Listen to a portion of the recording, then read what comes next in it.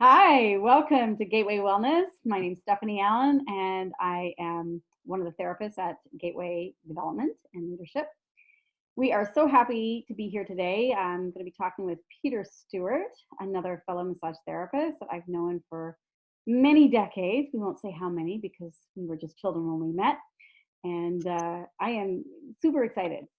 So, just to give a little preference of who this is for and why we're doing this, we know that many of us are in social isolation right now, and that's making it really hard for us to connect and be able to take care of ourselves physically, especially when we're removed from our therapists, whether they're acupuncturists, chiropractors, massage therapists.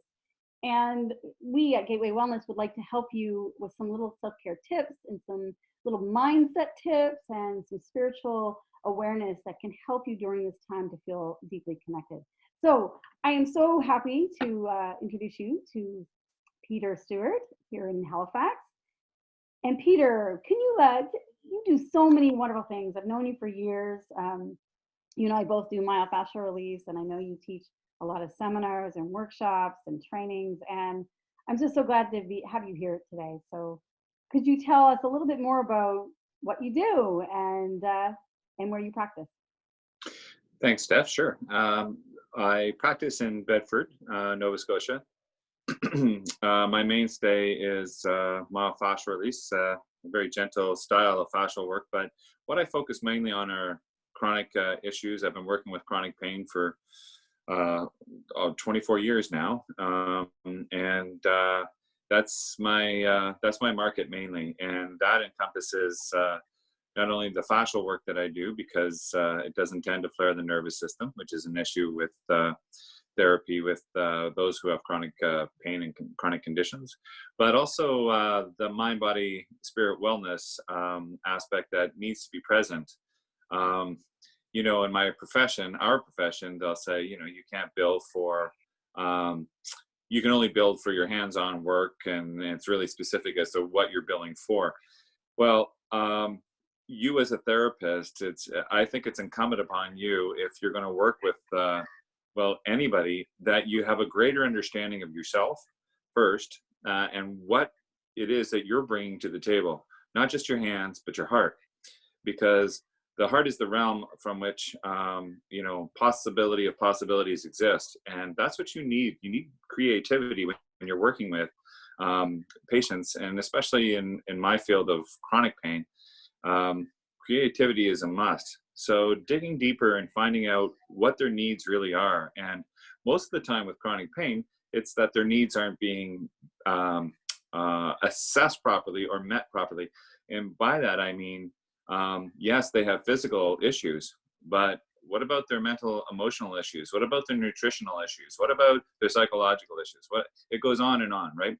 So it's really important to address all aspects. And as a therapist, becoming as well-rounded as you can be as a human being is only going to be a beautiful marriage and union to what you do as a therapist. Absolutely. Oh, so well said. I know myself when I'm working with clients, just like you said, so many don't know what their needs are. And I always say chronic pain is often the deep self that's just crying out for love, crying out for you to come deeper, closer, and connect with that. So well put. And so have you got any tips of what somebody can do to help find out what their needs are, or to be able to look inside during this time where we don't necessarily have that hands-on? Is there things Well, you can do with your mind or your spirit? absolutely. And you, that was really aptly put. I like the way you said that. It's really important for us to know who we are. This is a great time to get to know who you are, and it's going to be a time for a lot of people where your darker self, your shadow, the stuff that you've shoved into the closet, didn't ever want to take a look at, is going to come to roost. And what skills do you have in order to deal with that? Mental health, they say, is going to be the next pandemic wave following the physical health of coronavirus.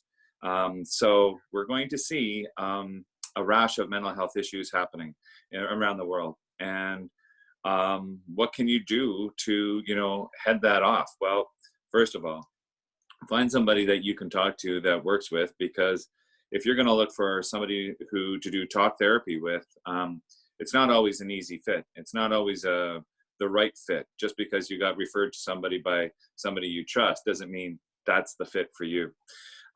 It's got to feel right, and you got to understand that all of that trauma from your past, whether you perceived it as trauma or just, quote unquote poo-pooed it because you grew up in a household that just said, well, that's nonsense, we can't cry over spilt milk every time it gets spilled. Now that's the truth.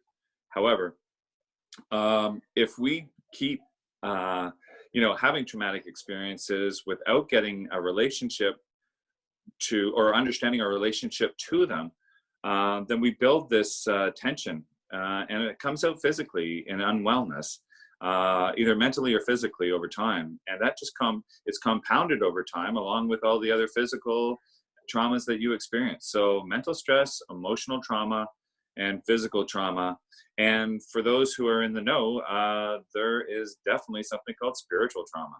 And I think many people have experienced that when they were younger and had more sort of church experiences that were negative. So they have a connotation of what is beyond themselves isn't what's the word I'm looking for? It's not that it's not helpful. It isn't Loving and kind or safe. It's not safe. It's not safe to love God in a way that I was taught to love God, right? Because of the shame programs or all the things around it. My God, we've put a lot on ourselves from the past. Our parents' generation, wow, you just sat in church and you kept your mouth shut, right? And you just did what you were supposed to do and you just listened, and that was the gospel truth. Where, today we have to examine that. Was that the gospel truth? We can't hang on to those things. The only thing you can really hang on to is knowing that you're not alone, right? We are a community of human beings. We're a community of people. There are enough people in this world who are ready and willing to reach out to you if you only knew that you needed to be reached out to. I think recognizing the fact that you're not well on some level is important, and then acting upon that is the next step. And that's what you and I do, Steph. I mean, we've been at this for a long time. This is our thing. We're about the whole person, and we can't compartmentalize one pain over another. There's so much going on in the physical manifestation. I always say you have a thought, and that thought will always have an emotion. And you think of emotion as energy in motion, and that's playing out on the body. It's like the body becomes the battleground of where those thoughts and emotions get played upon. And if we try to squash them down, like you said, with shadow, we put them in the closet, then we stuff them into our bodies, and they're going to rear their ugly head because they're needing love, they're needing attention. And to be able to find a good therapist or someone that you can really help to emote or understand these, so that you can bring them to a higher state of spirituality, a higher state of, and I say spirituality for me is the inspiration, that which inspires you and lifts you up and connects you with love. So well said, Peter. So well said. Thank you.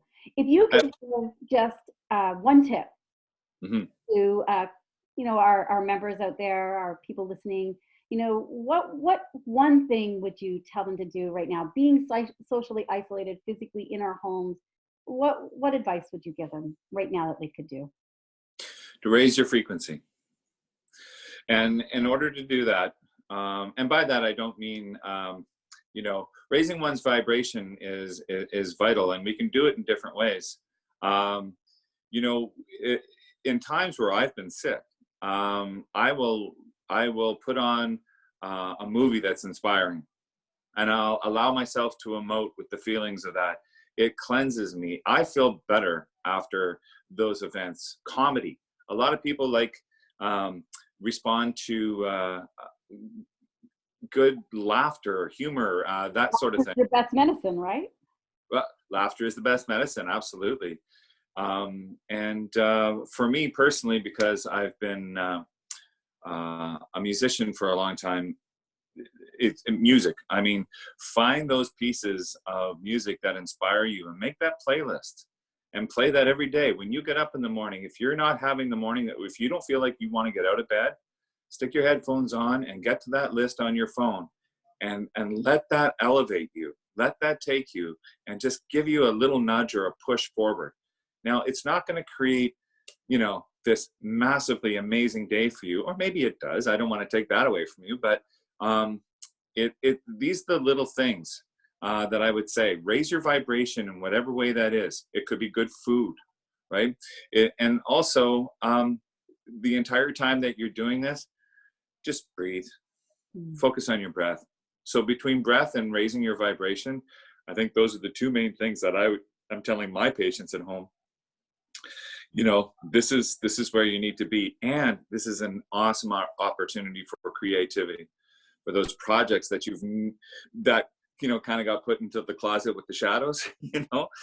Those are a good time to examine those. Do you actually need to do them anymore? If not, then say adios to it and invite new projects. What are the things that inspire you that you can be doing now to help yourself?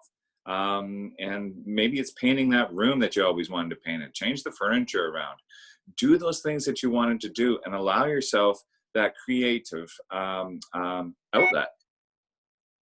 That is great, Peter. So yeah, raise your frequency by doing what you love, focusing, actually tuning internally, tuning inside to that which you love and find beautiful, and raises your awareness and your passion, and tuning out the outer world. This is a great time to do that, and I think that's what we're being asked to do. Oh, I think, and okay, so here's one other tip.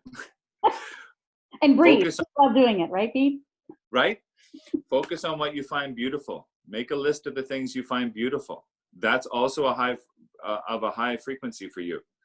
Now, somebody's high frequency list may not be the same as somebody else's, and that's fine, because we're all so different. It's just like one drug doesn't work for somebody the same way it works for another. We're so different. However, remember beauty in what you do, the beauty that you see, the beauty that you think inside. Maybe it's about relationship, maybe it's about tangible things, whatever it is. Find those beautiful things that you're attracted to and make your beautiful list, and try to bring more of that into your life. What do you want? What does your heart's desire?